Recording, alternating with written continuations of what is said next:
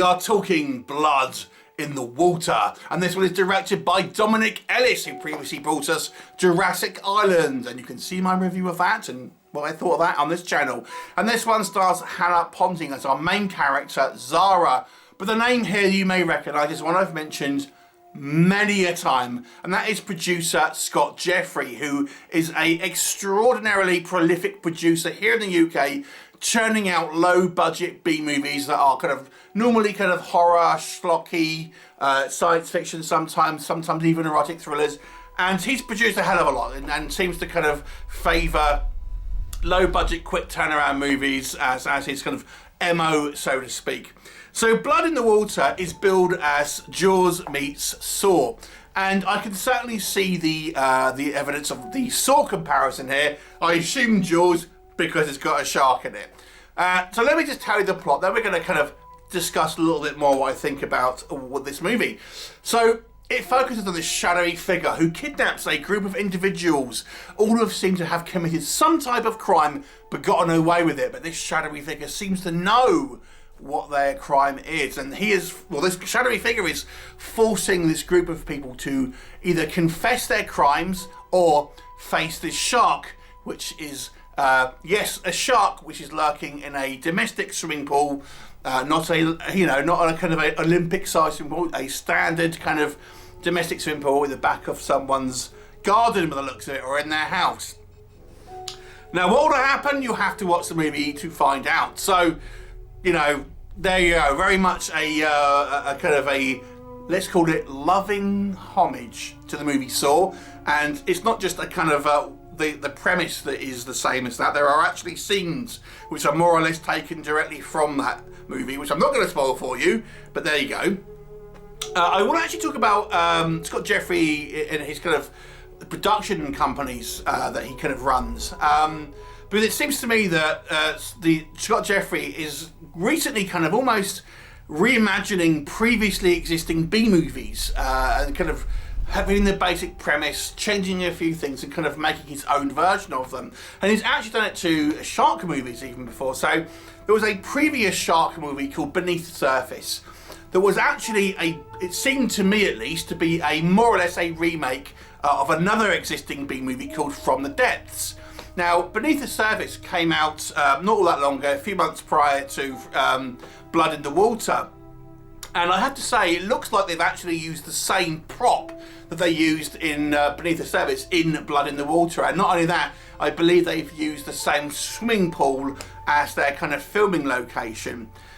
So this one actually takes place in a one location in the swimming pool, and that is actually used as the actual location within the movie. But I believe Beneath the Surface, it was just doubling as a place to film in the water that was meant to take place out in the sea there. But anyway, let's get back to this movie. So can we say anything positive about this film? Now, as silly as this premise sounds, and yes, it sounds very silly and has a multiple of different logical issues that will touch on some of them at least. I gotta say, for a B-movie premise, it's quite a neat idea, I have to say. It is essentially Saw with the traps being replaced by our players, so to speak, being eaten by a man-eating shark. Yeah, I know it makes no sense, but for a B-movie schlocky idea, I gotta say, it's quite a fun one. But you remember I mentioned that Scott Jeffrey's production seems to have remade certain B-movies.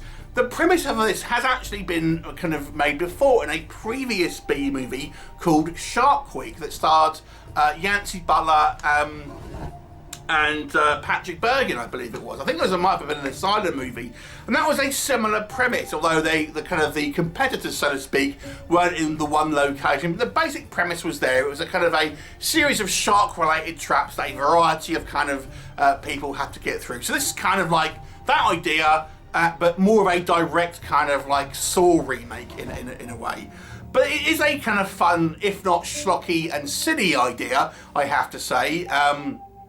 And the movie does try to be somewhat dramatic in certain sequences. I'm not saying it is successful in that way, but it does try to have a little bit of drama. And there is some artistic choices in the kind of the cinematography here. Every kind of sequence seems to have some kind of filter on it. You know, our flashbacks are all kind of in black and white, and they seem to have this kind of like reddish kind of filter when we are set with the kind of the swimming pool and stuff like that. So it kind of looks interesting. Certainly some artistic choices. Again, I'm not saying they necessarily worked, but you know, I appreciate the attempt to have a little bit of visual flair in it. I actually quite liked one of our characters, to be honest with you. There's a kind of like a Cockney geezer sort of car salesman, and he was my sort of favourite character, if I'm completely honest, because I feel it's probably the closest to what the actual actor was like, because it's kind of not putting on an American accent. We'll come on to that.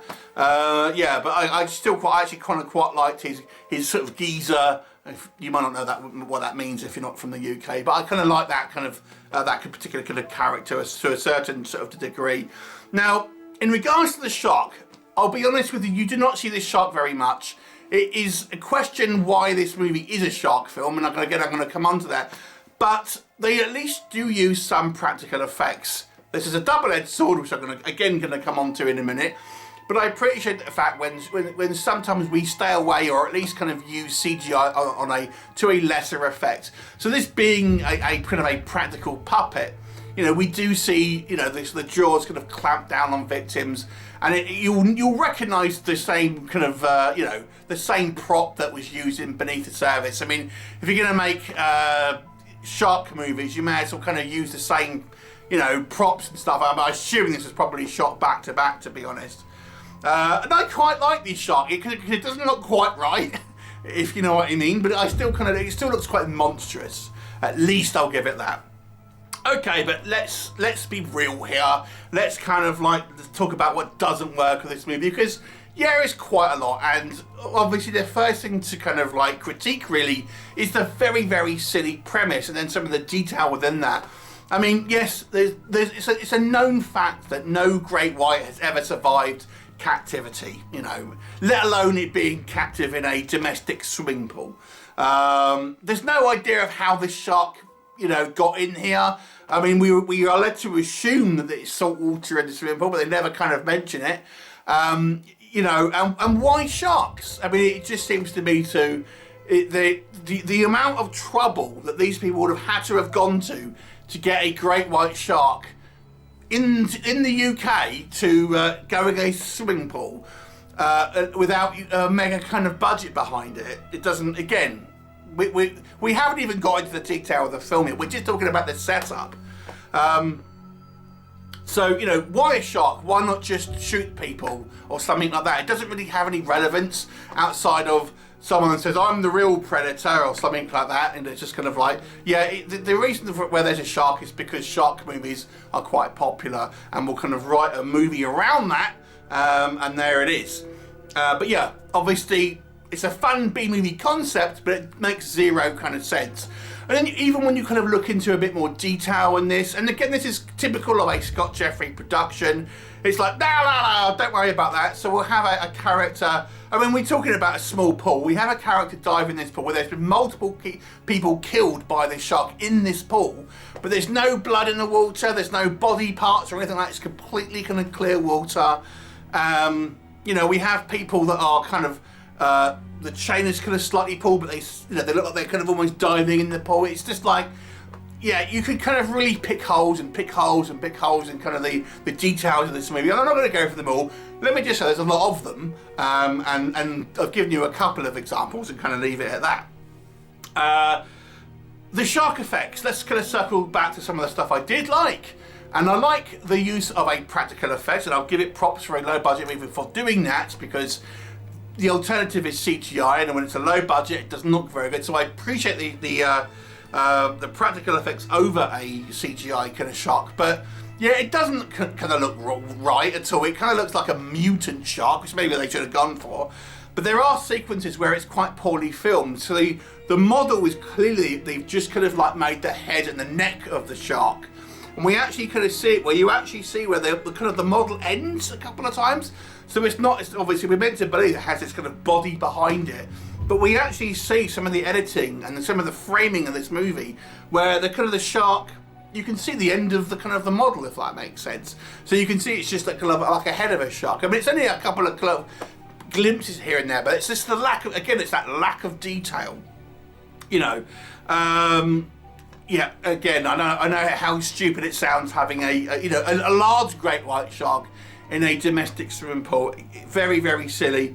Let's talk about the performances. Now, this is a British production, and a lot of these cases with these low-budget British productions, what they do is they get the cast to put on American accents to try and make it sell better in America, because apparently Americans don't like listening to British people, I suppose. Anyway, unfortunately, unless you're a very, very good actor, it never really works, I don't think, because you're having actors that are maybe not at the top of their game in the acting field, hamstrung by dodgy American accents. And then so you have these performances that are wildly uneven. I like the guy who has the Cockney accent. Obviously it's a British movie, you would expect that. But those actors who have to use this fake American accent, to put it politely, differing results. Let me just kind of say that, okay? Now, because this is a low budget movie, the effects, I use a little bit of stock footage, a little bit of CGI, but the shark isn't on screen that much. The vast majority of the running time here is dramatic tension between our characters. I have a number of issues with this. Number one, the obvious one, like I've mentioned, the acting isn't particularly good. So when you're having a dialogue-based movie, which essentially the majority of this is, to make it an interesting movie, you have to have a good script, and you have to have characters that can kind of seem realistic, portrayed by actors that do a good performance.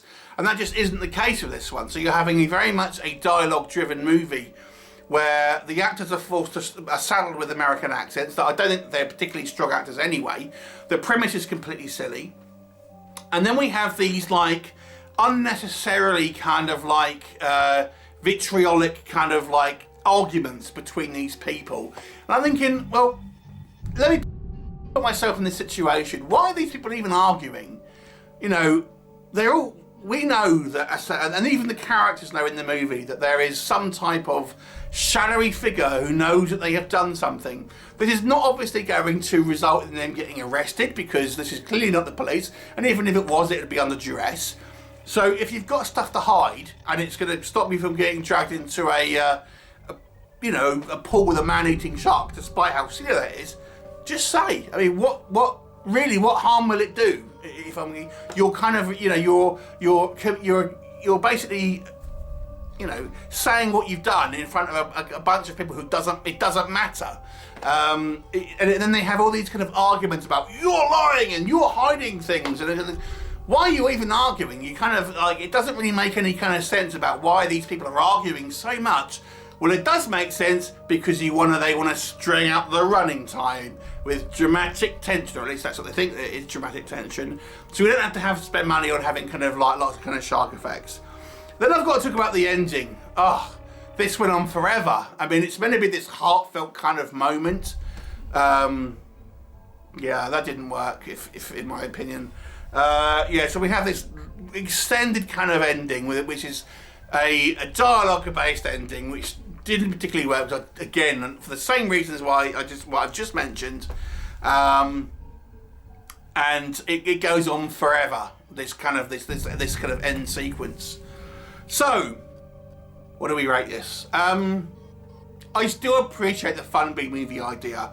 I gotta say, you know, I do think the execution isn't great, but I think there is a fun idea to be had here. And that if you like Saw and you like sharks and you don't mind the low budget, yeah, you may want to check it out, because it does have all of those three things in it. I mean, some of the kind of the loving homages to Saw are so blatant. There you go. I'm going to give this one a 3 out of 10, because I do think there is at least a couple of fun ideas here, and I like our Cockney geezer. but the execution is lacking. It is ultimately quite a dull movie because it's like you're probably watching this for a shark film, and it's mostly a dialogue movie with unrealistic acting, with poorly developed characters that don't seem to have any kind of like real types of personalities or anything like that, in a silly premise. So a 3 out of 10. Will you watch it? Have you seen it? Leave me a comment and I'll look forward to seeing you next time. Bye for now.